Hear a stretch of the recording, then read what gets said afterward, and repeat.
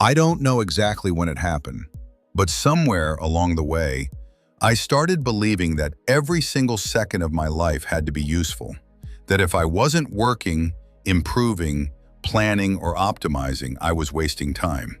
And wasting time, that felt like failing. I used to feel guilty for watching a movie unless I was folding laundry at the same time. I'd listen to productivity podcasts while cooking, take courses during my lunch breaks, and even try to brainstorm content ideas in the shower. Rest started to feel inefficient. Leisure started to feel like a trap. And the worst part, I was praised for it. "You're so driven. Always grinding, huh? You make me feel lazy just being around you." People admired the hustle, and I fed off that validation like a starving person. Because if everyone thought I was doing well, maybe I was. Maybe I was enough. But I wasn't. I was exhausted. Not in a "man, I need a nap" kind of way, but in a deep, soul-draining way.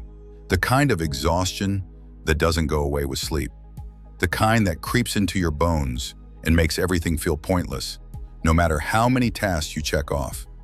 I don't think we talk enough about how productivity became a moral compass, how doing more is treated like being more, how we confuse being busy with being valuable, how rest is something we feel we have to earn. Why do we treat relaxation like a reward instead of a right? Who decided that doing nothing was a sin? And why do I feel guilty for taking a damn walk without turning it into cardio? I started noticing how deeply this mindset had soaked into everything. Even things that were supposed to bring me joy, reading, cooking, drawing, began to feel transactional. If I read, it better be self-improvement. If I cook, I should batch prep for the week. If I draw, maybe I can monetize it. Every activity had to have a purpose, a result, a goal. And I lost myself in the process. It wasn't just the burnout. It was the emptiness that followed. The weird, aching question that kept circling in my head. If I stop being productive, do I still matter? That question terrified me. I started experimenting, slowly. I let myself sleep in on weekends without making up for it later. I sat on the couch without my phone, without a podcast, just breathing.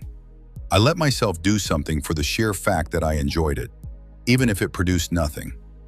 It felt unnatural at first, like I was doing something wrong, like I was cheating the system.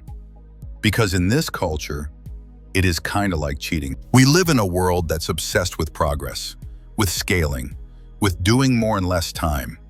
And don't get me wrong, I understand why. There's beauty in growth, in mastery, in building something meaningful. But there's also beauty in stillness, in quiet, in simply being. Why do we only value people when they produce something? Why do we only respect rest when it comes after collapse? I'm not saying I've fully unlearned it. I still have days where I feel that itch to optimize. Still moments when I look at the clock and panic because I haven't achieved anything yet.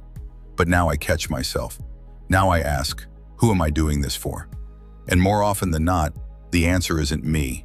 It's for the invisible boss I carry in my head. The internalized pressure from school, from work, from hustle culture, from every self-help video that promised success if I just worked harder. But here's the truth. Life is not a to-do list. Rest is not the opposite of productivity. It's part of being human. Some of the most important things in life don't have outcomes, like sitting with a friend in silence, like staring at the clouds, like laughing at something stupid, like doing absolutely nothing and still feeling okay about it. Those aren't wasted moments. They're human moments, and I'm learning to value them again. I don't want to spend my whole life chasing a finish line that keeps moving.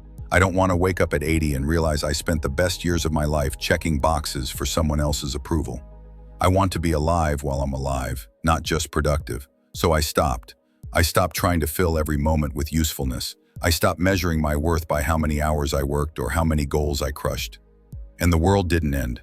In fact, for the first time in a long time, it started to feel a little more real.